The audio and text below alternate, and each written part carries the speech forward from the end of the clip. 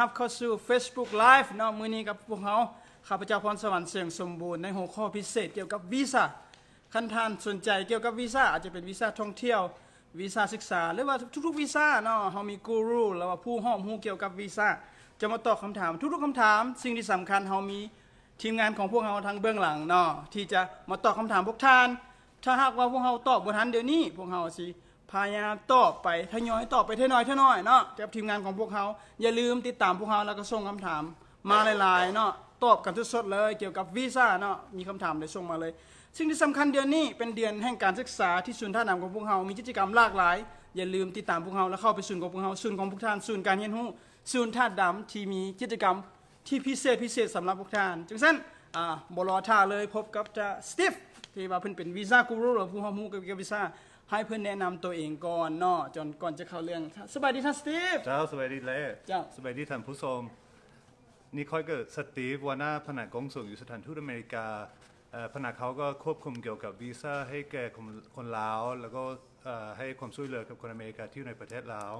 แต่วันนี้ก็เขาจะลงเรื่องวีซ่าเหมือนบอก แม่นแหละเจ้าแต่สิ่งที่สำคัญเพราะมันเป็นเดือนของการศึกษาเขาจะได้ว่าเรื่องกับวีซ่าของนักศึกษาหรือว่า student visa เจ้าเขาก็ว้าวได้วีซ่านักศึกษาวีซ่าท่องเที่ยวก็ได้วีซ่าทุกประเภทว้าวก็ได้ เจ้าเนี่ยเป็นมื้อนี้อากาศดีหลายกับเหมาะสมกับการเว้าเรื่องเกี่ยวกับวีซ่าเป็นบ่ แม่พอดีก็ฝนก็เสาโตะเนาะเริ่มแห้งแล้วก็ดี เนี่ยแหละอากาศเย็นๆว่ารู้สึกว่าฝนเริ่มเซาแล้วก็รู้สึกว่าดีขึ้นหลายมีแฮงในการเดินทางสะดวกหลายขึ้นทันที แม่มันก็สบายมันก็เดินทางก็สบายว่าถึงความสบายเขาก็อยากให้ความสบายกับแกให้คนผู้สมัครวีซ่านั่นแหละ เจ้ามึงเดินตากฝนข้างนอกนี่เนาะฝนตกนะอาจารย์เจ้าเข้าเป็นคำถามทันทีเลยทันสตีฟมันเป็นแต่คำถามทั่วๆรวมๆที่คนจะเข้าใจจากฮู้เป็นคำถามพื้นๆว่าเขาต้องเกี่ยมตัวแนวใดแน่ก่อนจะมาขอวีซ่าจากกงสุลของพวกเขาจะขอให้ท่านสตีฟอธิบายตื่ม เกี่ยมตัวเรื่องกันขอวีซ่านี่แบบวีซ่าประเภทใด เจ้าเอาเป็นวีซ่ารวมๆเลยซะ วีซ่ารวมก็สมมติว่าเป็นวีซ่าท่องเที่ยวหรือวีซ่าอาจจะเป็นวีซ่าประเภท student visa ก็ได้วีซ่านักเรียนก็ได้ คือคำทำอีทนี่ก็คือกะเกี่ยมไว้ก่อนสักขอสมัครสัก 2-3 เดือนก่อนจะเดินทาง ที่2ก็คือเกี่ยมข้อมูลพร้อมที่จะเว่าให้เจ้าหน้าที่ในสถานทูตฟัง เจ้า หลังจากนั้นก็คือ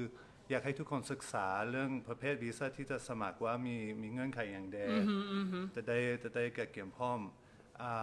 แล้วก็หลังจากนั้นก็คือตอนสัมภาษณ์แล้วก็ถ้าเกิดได้วีซ่าก็จะขอให้ทุกคนปฏิบัติตามข้อกำหนดของวีซ่าประเภทที่เราได้ ยากบ่ท่านสตีฟยากบ่ แยกแนวใด จะได้วีซ่านี่ยากบ่ ก็คือการสมัครวีซ่าถือว่าบ่ได้ยากบันไดอาจจะสับสนน้อยนึงสำหรับคนที่บ่เคยเห็นมาก่อน แต่เขาก็พยายามให้แบบมันเป็นง่ายที่สุดที่เป็นไปได้แล้วการสัมภาษณ์นี่ก็ที่จริงแล้วมันก็ง่ายดี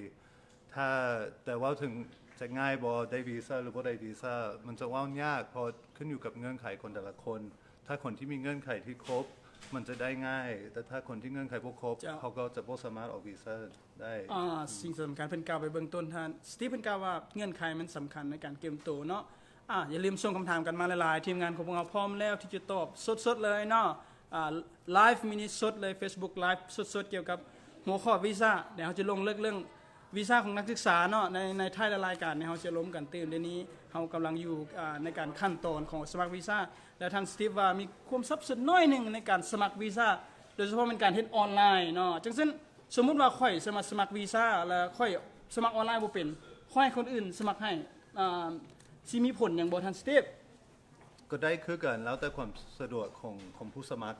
ถ้าคนที่บ่สะดวกสมัครเองก็ขอให้คนอื่นช่วยได้อาจจะบางคนก็ไปจะมีห้างที่จะช่วยประกอบเอกสารห้างนั้นก็ผู้สมัครก็สามารถใส่ได้แต่อยากให้ทุกคนเข้าใจว่าการใช้บริการแบบนั้นมันบ่ได้ช่วยมันบ่ได้เพิ่มโอกาสที่เขาจะได้วีซ่ามันก็เป็นบริการประกอบเอกสารซื่อๆเจ้าหมายความว่า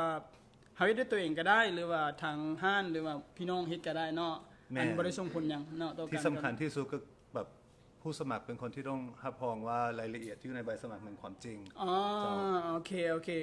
ท่านสตีฟเฮาต้องเวลาเฮาสมัครแล้วเนาะทางออนไลน์แหละการกำหนดสัมภาษณ์มันต้องมี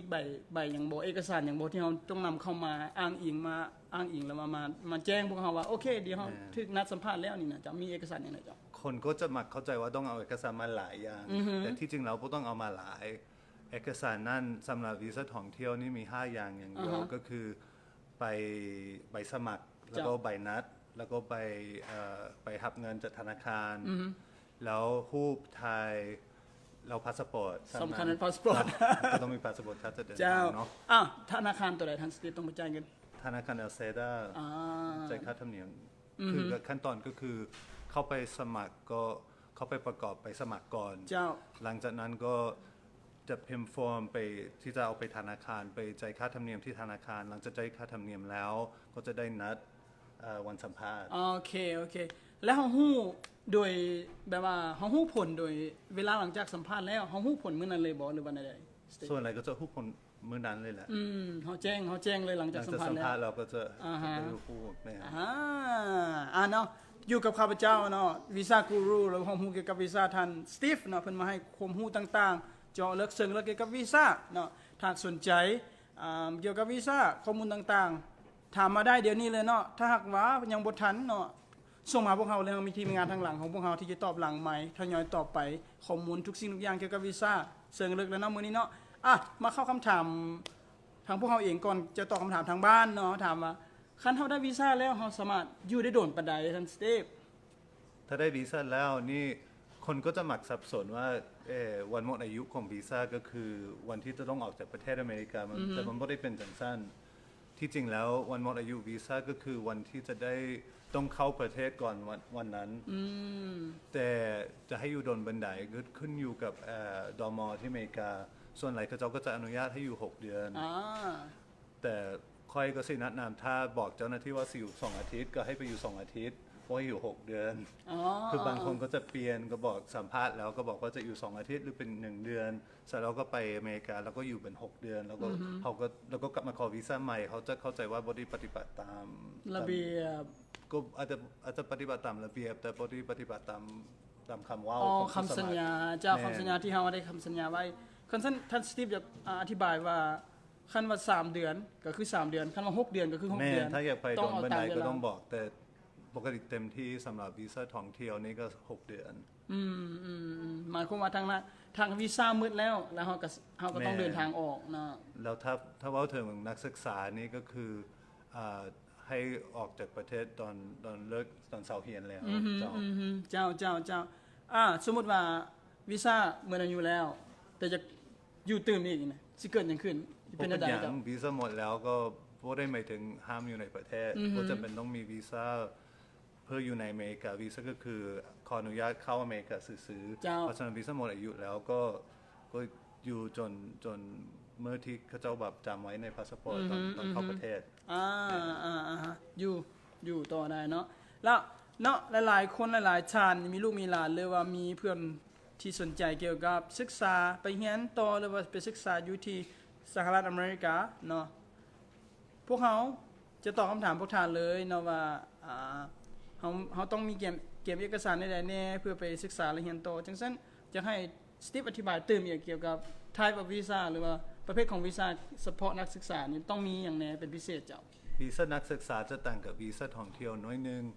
ก็คือห้องเรียนที่อเมริกาต้องออกเอกสารให้ผู้สมัครก่อนก็คือต้องสมัครกับห้องเรียนก่อนแล้วก็หลังจากห้องเรียนออกเอกสารให้แล้วจะจ่ายค่าธรรมเนียมในอินเทอร์เน็ตของค่าธรรมเนียมเซอร์วิสหลังจากได้ค่าธรรมเนียมแล้วก็สามารถเข้ามาสัมภาษณ์มันก็คือกับวีซ่าท่องเที่ยวแล้วก็จะมีใบสมัครใบนัดมีรูปมีพาสปอร์ตแล้วจะมีอีกใบ2 ใบนั้นที่เป็นของห้องเรียนแล้วสิฮู้ได้ว่าโอ้ค่อยสมัครแล้วค่อยเหมาะสมเกี่ยวกับทุนตัวนี้เนาะได้สามารถหมายความว่าเขาเหมาะสมเกี่ยวกับวีซ่าตัวนี้เฮาฮู้ได้ว่าเฮาสิควอลิฟายเกี่ยวจะได้รับวีซ่าตัวนี้ท่านสตีฟไม่ถึงวีซ่า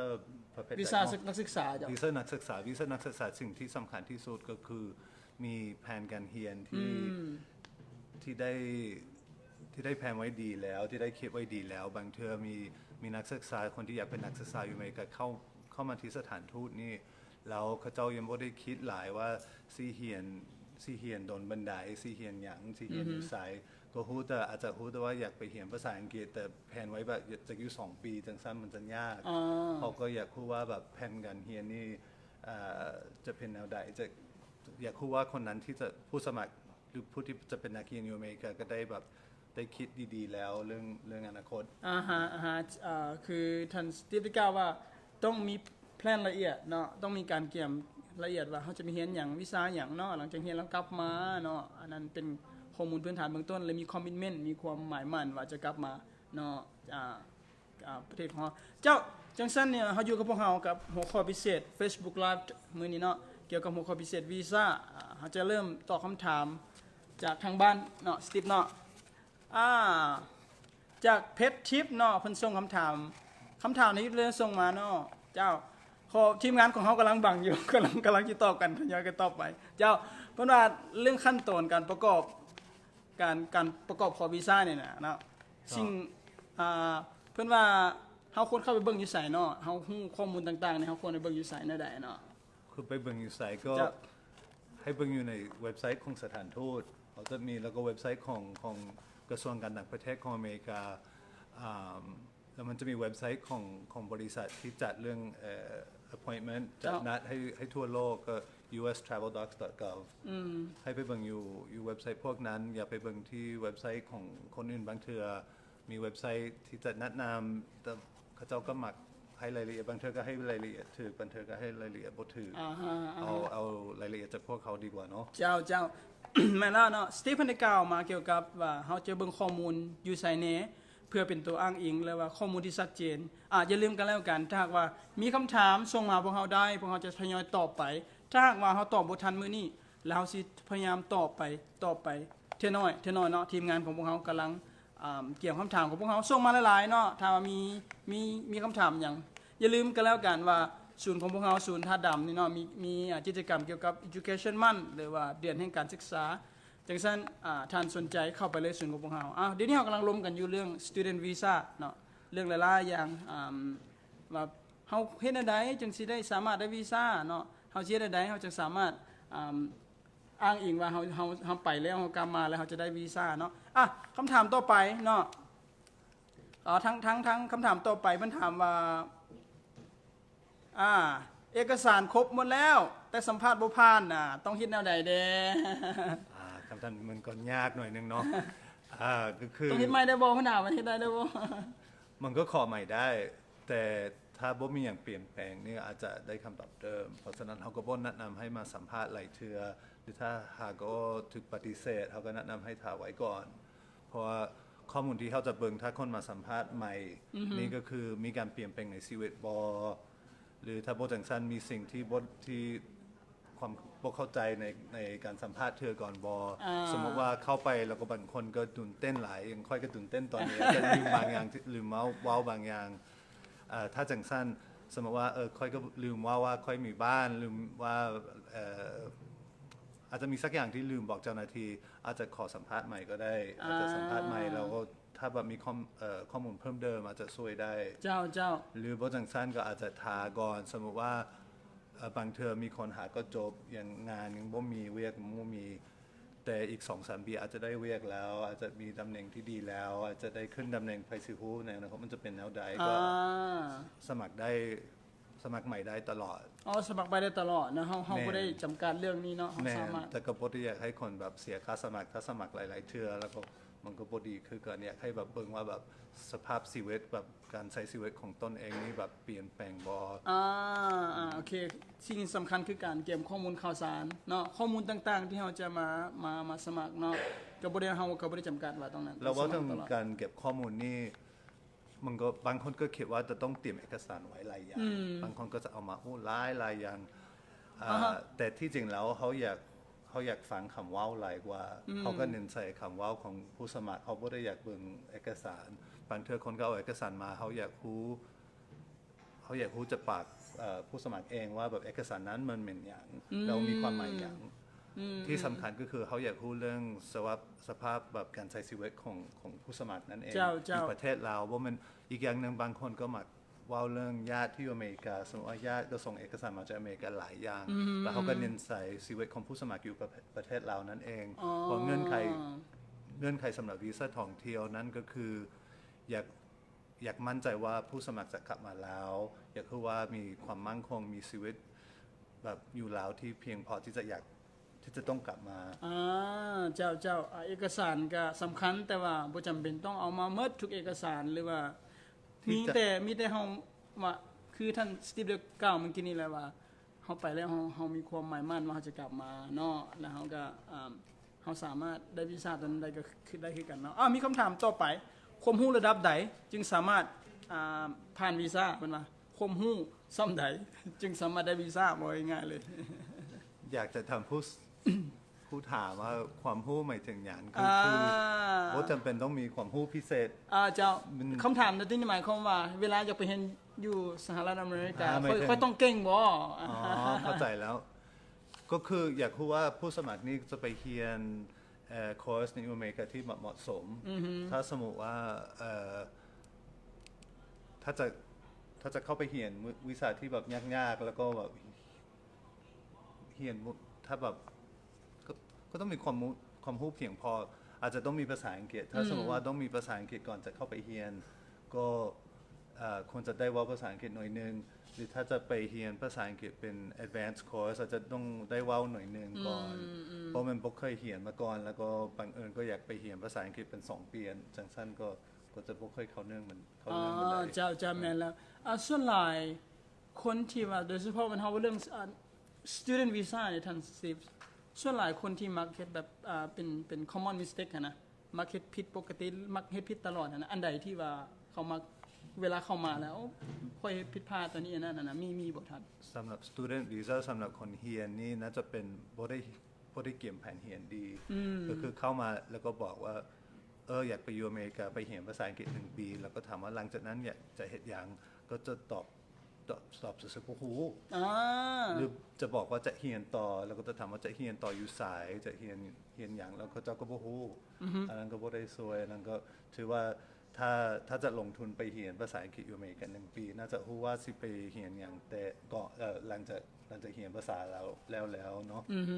ไปสายได้ต่อเรียนวิชาได้ต่อ แม่น เจาะจงลงไปเนาะบ่แม่นว่าไปเรียนปีเดียวจบจังซี่เนาะ เขาก็เข้าใจว่าบางคนอาจจะยังบ่แน่ใจว่าสิไปเรียนวิชาใดหรืออาจจะบ่แน่ใจว่าจะเลือกเรียนต่ออยู่สายใดอย่างน้อยน่าจะศึกษาหน่อยนึงน่าจะมีแบบถ้าบ่ได้ไปเบิร์กลีย์อยากไป UCLA หรือถ้าบ่ได้ไป UCLA อาจจะไปเรียนที่มหาลัยอย่างอื่นแต่ก็เขาก็ได้รู้ว่าคนนั้น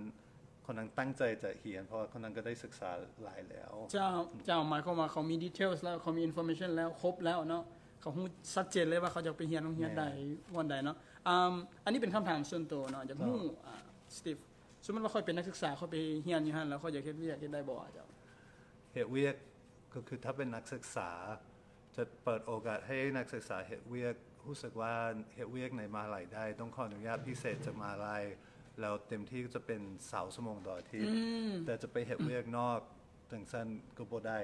โดยเฉพาะปีทำเองก็บ่ได้เลย หลังจากนั้นก็จะต้องขออนุญาตพิเศษจะมีบางกรณี แต่เฮ็ดเวียกโดยบ่ได้ขออนุญาตก่อนก็บ่ได้มันก็ถือว่าผิด หมายความว่าทางกฎหมายเนาะ เจ้า และก็ทางมหาวิทยาลัยต้องเป็นผู้อนุมัติว่ามีใบอนุมัติเอาให้ เจ้า จะสามารถเฮ็ดเวียกได้ เฮ็ดเวียกในมหาลัยก็จะมีใบสมัครที่ออกจากมหาลัยถ้าจะเป็นเฮ็ดเวียกในบ่อนอื่นก็จะต้องรับใบอนุญาตเฮ็ดเวียกของตม.ของอเมริกาของ Immigration ของอเมริกาถ้าบ่มีก็ถือว่าผิดระเบียบ เจ้ามีคำถามมาอีกแล้วเนาะเอาอย่างวัดเทกคำถามจากสุภาพรมันถามมาว่าเอาอย่างวัดเทกว่าไปกับบวกกับมีตัววัดเทกบ่เวลาไปแล้วจะบวกกับมามีตัววัดเทกบ่สตีฟ ไม่ถึงเขาฮู้บ่ เจ้าตัวนั่นแหละตัววัดเทก เขาก็ฮู้แน่นอน ต้องมีตัววัดเดี๋ยวจะ แล้ว รู้ มันจะเกิดปัญหา2 อย่าง เจ้า อย่างหนึ่งก็คือที่สำหรับค่อยนะก็เป็นจุดสำคัญที่สุดก็คือเฮ็ดให้มันยากกว่าสำหรับคนลาวทุกคน เพราะถ้าคนจำนวนหลายไปแล้วก็บ่กลับมา มันจะเฮ็ดให้เขารู้สึกว่าเขาต้องระวังหลายขึ้นในการออกวีซ่ามันจะเฮ็ดให้ทุกคนได้วีซ่ายากขึ้นหน่อยนึงอีกอย่างก็คือสำหรับคนที่อยู่แบบเกินกำหนดนี่ก็ อาจจะมีข้อห้ามที่จะได้วีซ่าอีกในภายในอาจจะไปใน3 ปีหรือภายใน10 ปีแล้วก็แน่นอนก็จะยากที่จะขอวีซ่าใหม่ถ้ากลับมาแล้วก็ขอวีซ่าเธอหนึ่งแล้วเคยอยู่แบบเลยเวลาหรืออยู่แบบโดนโดยบ่ได้บอกก่อนก็คือมันจะยากหลายที่จะได้วีซ่าอีกเธอหนึ่งเจ้าเนาะสตีฟได้ย้ำประเด็นสำคัญเลยว่าแม่นอนเวลาเข้าไปนะเจ้าเวลาเข้าไปแล้วเขาอาจจะบวกกับเนาะในบางกรณีจังซั่นมันจะมีผลกระทบเนาะต่ออาจจะเป็นครอบครัวหรือว่าในตัวหน้าเนาะจังซั่นเขาต้องปฏิบัติตามระเบียบคือง่ายเลยปฏิบัติตามระเบียบ เห็นคำถามที่แบบ เจ้า น่าสนใจตรงนั้น เจ้า คน มี ก็ คำถามที่ ภา สน ษา ใจ อังกฤษว่า do we need perfect English ทำไม Yeah ต้องว่าภาษาอังกฤษแบบเก่งหลายบอก บ่มานี่มาขอวีซ่า to apply for the visa อยู่คอนซูล่าเนี่ยเขาต้องเก่งอังกฤษบ่เจ้า บอกก็ต้องว่าภาษาอังกฤษก็ได้ ถ้าเป็นวีซ่าท่องเที่ยวส่วนใหญ่ก็จะมีส่วนใหญ่ก็เขาจะสัมภาษณ์ภาษาลาว หรือเขาก็สามารถสัมภาษณ์ภาษามงก็ได้เพราะจำเป็นเลยต้องว่าภาษาอังกฤษ มี ถ้า ผู้ จะ แปล ไปท่องเที่ยวมีผู้แปลแน่นแล้วถ้าเป็นนักศึกษานี่เขาก็จะเป็นว่าจะนักศึกษาคนนั้นมีภาษาอังกฤษพอที่จะปฏิบัติกับการเรียนที่เราอยากจะเรียนมีบางคนที่จะเรียนแต่ภาษาอังกฤษก็บ่จำเป็นต้องว่าภาษาอังกฤษเก่งพอก็รู้อยู่แล้วว่าก็ต้องก็สิว่าภาษาอังกฤษต่อแต่ถ้าสมแมนบางคนก็จะเริ่มเรียนเลยแบบโดยแบบบ่ได้เรียนภาษาอังกฤษถ้าจังซั่นเขาก็จะอยากรู้ว่าคนนั้นจะว่าภาษาอังกฤษเพียงพอที่จะเข้าไปเรียนได้เจ้าอย่าลืมส่งคำถามกันมาหลายๆเนาะอยู่กับสตีฟเนาะเพิ่นเป็นวีซ่ากูรูผู้ที่รู้เกี่ยวกับวีซ่าอาจจะตอบคำถามเชิงลึกเลยตอบสดๆเลยมื้อนี้เนาะอันใดก็ตามเลยว่าคำถามใดก็ตามเกี่ยวกับวีซ่าส่งมาเลยเนาะถ้าหากว่าหากตอบบ่ทันพวกเราสิให้ทีมงานของพวกเราเบื้องหลังของเรามีทีมงานที่ส่งข้อมูลให้ตอบเนาะและท่านสามารถส่งอีเมลหาพวกเราได้เนาะคำถามต่อไปมีคำถามสมมุติว่าท่านสตีฟบางคนเพิ่นถามมันว่าข่อยบ่ฮู้เกี่ยวกับอินเทอร์เน็ตหลายใช้อินเทอร์เน็ตบ่เก่งจะเฮ็ดได้สมมุติว่าอันอยากสมัครวีซ่านี่มีทิปหยังบ่มีคำแนะนำใดๆบ่เจ้า ถ้าใช้คอมบ่เป็นอาจจะต้องขอหมู่หรือขอญาติช่วย หรือบางคนอาจจะไปใช้บริการแบบที่ช่วยประกอบเอกสารนั้นก็ได้คือกันเขาก็เห็นหลายคนจะมีบางคนก็มีผู้สูงอายุคนที่เห็นบ่เคยได้ใช้คอมบันไดก็เจ้าก็ใช้บริการหรือให้ญาติช่วยแล้วก็เข้ามาสัมภาษณ์ได้แล้วก็เป็นหยังคือเขาได้เว้าไปเบื้องต้นเนาะว่าให้พี่น้องเขียนให้ได้สมัครให้ได้ เพียงแต่จำไว้ว่าฮันใดที่ประกอบเอกสารนี้ก็พวกคนจะบอกว่ามันจะช่วยได้วีซ่าหรือช่วยพวกคนจ่ายเงินแบบพิเศษเพื่อได้วีซ่าก็คือการประกอบเอกสารก็คือการประกอบเอกสารสื่อทั้งนั้นเพราะว่าท่านสตีฟได้กล่าวว่าเมื่อกี้นี้ว่าบางทีนะเขาต้องได้ข้อมูลตามเว็บไซต์ของพวกเขาตาม official page ของพวกเขาเพื่อให้ประกันว่าข้อมูลมันจะถึงเนาะบางเทื่อเขาอาจจะได้ข้อมูลนั้นผิดได้ถูกได้ตามห้างต่างๆนี่ก็ต้องมีการระวังไว้เป็นบ่ทันสตีฟมีคำแนะนำบ่เจ้าตัวนี้เจ้าแม่นปกตินี่ถ้าเขาเจ้าให้ข้อมูลให้คำแนะนำที่แบบมันมีรายละเอียดหลายเขาเจ้าก็บอกให้แบบเฮ็ดหลายอย่างแบบนี้มันจะช่วยได้วีซ่าส่วนไหนก็จะบ่ถูกก็คือเขาเจ้าบางเทื่อก็เห็นว่าคนนี้ก็ได้ไปแล้วก็คนนี้ก็มีลักษณะแบบนี้เราก็คิดว่าถ้าคนอื่นที่มีลักษณะแบบนั้นก็จะได้ไปแต่เขาก็จะพิจารณาแบบทุกคนแล้วเขาจะเบิ่งสภาพชีวิตของคนนั้นเพราะฉะนั้นทางที่ดีที่สุดก็คือมาพร้อมที่จะอธิบายเรื่องชีวิตของตนเองชีวิตการเป็นอยู่ของตนเองอันนั้นก็คือวิธีดีที่สุดที่จะเกียมสมัครวีซ่าถ้าจะบ่ต้องย่านเรื่องขาดเอกสารหรือขาดอย่างถ้าสมมุติกรณีที่คนต้องจำเป็นต้องมีเอกสารเขาก็จะให้โอกาสแบบแสดงเอกสารหลังจากสัมภาษณ์แล้วบ่ได้ตกบ่มีคนที่แบบถูกปฏิเสธวีซ่าย้อนแบบบ่มีเอกสารอาจจะมีแต่เขามาขอแล้วก็ต้องเอามาให้ทีหลังแต่ส่วนหลายสำหรับวีซ่าท่องเที่ยวนี่ก็บ่ขอมันจะมีแต่สัมภาษณ์มีแต่ฟังแบบเจ้าหน้าที่ก็จะฟังผู้สมัครนั่นเองคือมีคำถามอีกคำถามหนึ่งเกี่ยวกับการปฏิเสธวีซ่าเนาะเพิ่นว่าถูกปฏิเสธวีซ่าเพิ่นเลยยังมาสัมภาษณ์คืนได้จักเทื่อเพิ่นว่าได้จักเทื่อที่สามารถสัมภาษณ์ได้ตามกฎระเบียบของเขาก็ได้เท่าที่ผู้สมัครอยากสมัครแต่อย่าลืมบ่มีกำหนดเนาะอย่าลืมเด้อมันเทื่อนึงก็$160ถ้าสมัครมันก็แพงอยู่เพราะฉะนั้นบ่อยากให้คนมาสมัครหลายเทื่อเพราะว่า มันจะบ่ได้คำตอบแบบคำตอบมันจะบ่เปลี่ยนส่วนไหนอย่างที่เคยบอกมันจะมี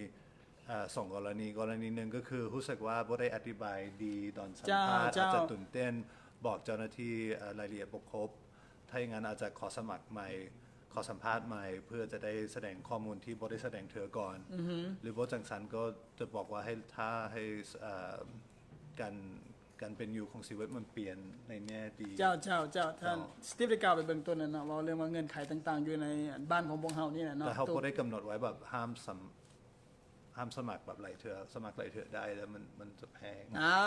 เป็นเคล็ดลับเลยเป็นคำแนะนำที่ดีเลยแหละสำหรับหลายๆคน ผู้อยากให้เสียเงินว่าง่ายๆว่าผู้อยากให้เสียเงินเจ้ามันมีคำถามอีกนึงเนาะแต่เฮาบ่ได้ฮู้ชื่อว่าชื่อผู้ใดเป็นแฟนๆของพวกเฮานี่แหละเพิ่นส่งมาเนาะถ้าได้วีซ่าแล้วบ่ไปจะมีผลหยังบ่สตีฟบ่มีผลหยังเนาะมันก็บ่เป็นหยังเขาก็เข้าใจบางเทื่อคนก็ได้วีซ่าแล้วอาจจะมีเรื่องอยู่แล้วก็ไปบ่ได้มันก็บ่เป็นหยังมาสมัครแต่ว่าถ้าวีซ่าหมดอายุแล้วจะมีถึงวันที่วีซ่าหมดอายุที่จะเดินทางถ้าวีซ่าหมดอายุเราก็จะต้องสมัครใหม่เจ้าแจ้งเนาะคำตอบตัวนี้แจ้งหลายเพิ่นว่าโอ้ตัวนี้เป็นคำถามที่ว่าอยากถามอยู่แล้วแต่เพื่อนบ้านเพิ่นถามมาเพื่อนบ้านกลางๆเนี่ยมาถามเราเพิ่นถามว่าโอ้ยอยากขอคำแนะนำเนี่ยจัก5ข้ออยากได้วีซ่านี่ขอคำแนะนำจัก5ข้อจากสตีฟแน่เฮ็ดจังได๋จังสิได้วีซ่า5ข้อเลยก็5ข้อก็คือจื้อไว้เด้อเก็บจื้อไว้เด้อแล้วนั้นเด้อเก็บไว้ก่อนโน้ตไว้ก็เก็บไว้ก่อนว่ามัน 1-2 เดือนแล้วก็มาสัมภาษณ์นี้ก็มาแบบใจเย็นๆพร้อมที่จะเว้าเรื่องสภาพกันเป็นอยู่ของชีวิตต้นเองศึกษาก่อนสมัครวีซ่าว่าเงื่อนไขของวีซ่าประเภทนั้นมีอย่างใดสิได้เตรียมพร้อมแบบดีแล้วขาดอีก2เนาะขาดอีก2อย่างก็คือต้องแสดงเห็นคือว่าที่อธิบายเมื่อกี้นี่ว่าต้องมีเงื่อนไขเนาะต้องมีเงื่อนไขความจริงความจริงเพราะถ้าบ่ว่าความจริงเนาะเขาก็จับได้ที่หลังอาจจะสั่งให้มีปัญหาที่หลังอาจจะบ่ได้วีซ่าในอนาคตเพราะฉะนั้นก็จะแนะนำให้ว่าความจริงอีกอย่างนึงจะมีกรณีคนลาวบางคนที่เปลี่ยนชื่อหรือเปลี่ยนวันเกิดนี่ก็ต้องแจ้งไว้ก่อนว่าใครก็เคยสมัครเป็นชื่ออื่นเนาะถ้าบ่บอกก่อนเขาก็จะเข้าใจว่าคนนั้นอาจจะผิดบางอย่างเพราะฉะนั้นถ้าเคยใส่ชื่ออื่นหรือวันเกิดอื่นคนลาวก็มาเปลี่ยนวันเกิดคือกันเรื่องโชคเนาะก็จะให้ย้อนอย่างที่คนลาวมาเปลี่ยนวันเกิดเพราะเห็นหลายคนแต่ถ้าเปลี่ยนก็ต้องแจ้งให้เจ้าหน้าที่รู้ก่อนเพราะว่าจังซั่นเขาจะเข้าใจว่าคนนั้นแบบผิดบางอย่างหรืออาจจะมีส่งผลกระทบบ่ดีต่อผู้สมัครเจ้าการเปลี่ยนชื่อต่างๆเนาะต้องได้แจ้งเนาะสิ่งที่สำคัญคือเพิ่นเว้านั่นแหละว่าตัวนี้แหละเป็นคาถาสำคัญในการจะได้วีซ่า5ข้อจดไว้เนาะแล้วมื้อหน้าสิสตีฟสิมาตอบอีกเพราะว่าการหลังจากเฮ็ด Facebook Live เจอก่อนมีคนติดตามพวกเราหลายและสนใจเกี่ยวกับข้อมูลข่าวสารเนาะอย่าลืมส่งมาพวกเราได้ถ้าพวกเราบ่สามารถตอบตอนนี้ได้พวกเราจะทยอยตอบไปหรือว่าส่งอีเมลหาทางกงสุลได้เนาะท่านสตีฟเนาะคันส่งหากงสุลแล้วเราก็จะตอบ24ชั่วโมงก็อาจจะบ่ได้ตอบ24ชั่วโมงแต่ส่งได้24ชั่วโมงแล้วยิ่งถ้าเป็นกรณีเฉพาะอย่างนี้ก็เว้าให้ทุกคนเนาะก็เลยถ้าเป็นกรณีของคนนึงบางเทื่อก็จะมีคนนึงที่ถูกปฏิเสธแล้วก็มีคำถามพิเศษสำหรับคนนั้นอันนั้นก็สามารถส่งทางอีเมลได้เขาก็จะตอบคนนั้นเพราะตรงนี้เขาก็จะตอบแบบสำหรับบุคคลก็บ่ได้เนาะสิ่งที่สำคัญคือหมายความว่าเฮามีทีมงานพิเศษหลายทีมงานของเฮากำลังติดตามเนาะคอมเมนต์ต่างๆที่พวกท่านส่งมาเลยเดี๋ยวนี้เนาะพวกเฮาสิตอบไลฟ์สดๆให้พวกท่านเลยคำถามต่อไปสตีฟเฮ็ดน้ำฮานเขาเฮ็ดให้ผิดบ่มาเฮ็ดอยู่น้ำฮานกับเจ้านะผิดบ่ท่านสตีฟไปเฮ็ดเอกสารน้ำฮานกับเจ้าบ่ผิดก็ถือว่าบ่ผิดบางบ่อนจ่ายเงินหลายครับว่าบางบ่อนอาจจะจ่ายเงินหลายก็ต้องเบิ่งดีๆที่สำคัญอย่างก็คือห้านนั้นก็ประกอบเอกสารซื่อๆถ้าคิดเงินหลายก็น่าจะถามว่าย้อนหยังที่คิดเงินหลายถ้าเขาเจ้าบอกว่ามันจะมีความเป็นไปได้สูงขึ้นที่จะได้วีซ่าอันนั้นก็บ่เป็นความจริงแล้วอันนั้นก็คือถ้าเป็นห้านที่ดีห้านก็จะอธิบายว่ามีแต่บริการประกอบ ประกอบเอกสารแล้วก็ประกอบเอกสารนั่นก็คือเป็นสิ่งที่ช่วยลูกค้าอยู่แล้ว เจ้าแต่มันบ่ได้เพิ่มโอกาสที่จะได้วีซ่านั่นก็ขึ้นอยู่กับเงื่อนไขของลูกค้านั่นเองก็มีทางที่ห้านใดที่จะจ่ายเงินเพิ่มแล้วก็จะมีโอกาสที่จะได้วีซ่าไหลขึ้นนั้นก็คือที่จริงแล้วนั่นก็คือการซ่อโกงนั่นเอง แต่สติฟมีคำแนะนำใดๆบ่เพื่อให้หลีกเลี่ยงเกี่ยวกับการจ่ายเงินหลายเพื่อบ่ให้ตกเป็นเหยื่อต่างๆเจ้ามีคำแนะนำบ่เจ้าก็อาจจะต้องไปถามที่2-3ห้านก่อนจะตัดสินใจว่าสิใส่ห้านใดแล้วก็ถามว่าจะได้อย่างค่าธรรมเนียมนั่นจะได้อย่างแดก็ควรจะประกอบเอกสารให้ครบแต่กระบอกเขาเจ้าก็บ่ควรจะบอกว่าจะเพิ่มโอกาสที่จะได้วีซ่าเพราะนั้นก็แบบเป็นไปบ่ได้สิ่งที่สำคัญคือส่งมาหาทางกงสุลเฮาเลยเนาะเพื่อเอาข้อมูลเพิ่มเติมจากฮู้อันไหนก็ส่งมาพวกเราได้เฮาตอบตลอดมีคำถามเอาคำถามลุ่มก่อนเนาะแต่นั้น เป็นคำถามที่ว่าคมหลากหลายคำถามส่งมาเขาถามว่าสตีฟคือว่าภาษาลาวเก่งแท้สตีฟเอ้ย โอ้ยบ่เก่งดอก ก็เว้าจังซี่แหละก็ได้เรียนอยู่อเมริกาก่อนมาลาวเจ้าก็พยายามมันก็หวังว่ามันก็ดีขึ้นหน่อยนึงแบบหลังจากมาอยู่ลาว2 ปีแล้ว2 ปีแล้วอาหารเผ็ดบ่สตีฟอาหารเผ็ดบ่เผ็ด อาหารเราก็เผ็ดนะ มากบ่กินได้แซ่บ